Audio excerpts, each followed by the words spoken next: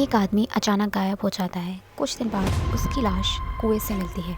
Police को शक होता है कि उसकी वाइफ ने अपने लवर के साथ मिलकर उसका मर्डर किया है, लेकिन सुप्रीम कोर्ट ने जो जजमेंट दिया उसने कन्फेशन के लॉ को हमेशा के लिए बदल दिया। तो आखिर सच था क्या, चलिए जानते हैं। हाय गाइस, आज हम डिस्कस करेंगे Palwinder Kaur versus State of Punjab 1952 का केस। तो चलिए स्टार्ट करते हैं। हमारी कहानी की शुरुआत होती है पलविंदर कौर से। पलविंदर कौर की शादी जसपाल सिंह से हुई थी। प्रोसिक्यूशन का एलिगेशन था कि पलविंदर का अफेयर उसके कज़िन मोहिंदर पाल सिंह के साथ था और दोनों ने मिलकर जसपाल सिंह को पॉइजन देकर मार दिया। पुलिस के मुताबिक बॉडी को एक ट्रंक यानी कि एक बक्से में छुपाया गया और बाद में एक कुएं में फेंक दिया गया।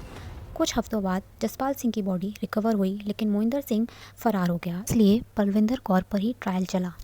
इन्वेस्टिगेशन के दौरान पलविंदर ने मजिस्ट्रेट के सामने कहा कि उनके हस्बैंड की डेथ मर्डर से नहीं बल्कि गलती से पॉइजनस केमिकल पीने की वजह से हुई थी। उन्होंने ये भी माना कि डर की वजह से उसने वो बॉडी छुपा दी थी। सेशन कोर्ट में ये ट्रायल चला और प्रोसिक्यूशन मर्डर प्रूफ नहीं कर पाई, इसलिए परविंदर को एक्यूट कर दिया। लेकिन जब पंजाब हाई कोर्ट ने उनके स्टेटमेंट का सिर्फ बॉडी छुपाने वाला हिस्सा एक्सेप्ट किया तो उन्हें सेक्शन 201 ऑफ आईपीसी के अंडर कन्विक्ट कर दिया। परविंदर ने ये डिसीजन सुप्रीम कोर्ट में चैलेंज किया। सुप्रीम कोर्ट ने हाई कोर्ट के जजमेंट को सेटिसाइड किया। कोर्ट ने कहा कि अगर प्रोसिक्यूशन एक्यूज्ड के स्टेटमेंट पर रिलाई करती है तो फिर पूरे स्टेटमेंट एक्सेप्ट करना होगा। सिर्फ प्रोसिक्यूशन के फेवर वाला हिस्सा लिखकर बाकी एक्सप्लेनेशन को इग्नोर नहीं किया जा सकता। कोर्ट ने यह भी कहा कि प्रोसिक्यूशन के पास मर्डर प्रूव करने के लिए कोई कंक्लूसिव एविडेंस नहीं था और जब प्रिंसिपल ऑफेंस ही प्रूफ नहीं हुआ तो सेक्शन 201 ऑफ आईपीसी की कन्विक्शन भी सस्टेन नहीं कर सकती। इसलिए सुप्रीम कोर्ट ने पलविंदर कौर को कम्प्लीटली एक्यूट कर दिया।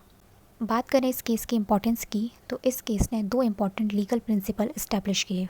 फर्स्ट, कन्फेशन को दो टुकड़ों में डिवाइड नहीं किया जा सकता। सेकंड, सिर्फ सस्पिशियस के बेसिस पर कन्विक्शन नहीं दी जा सकती। प्रोसिक्यूशन को offence beyond reasonable doubt prove करना होगा। इसी वजह से पलविंदर कौर केस आज भी इंडियन एविडेंस लॉ और क्रिमिनल लॉ का लैंडमार्क जजमेंट माना जाता है। तो ये एक्सप्लेनेशन पसंद आई हो तो वीडियो को लाइक एंड शेयर ज़रूर करना एंड चैनल को भी सब्सक्राइब कर देना।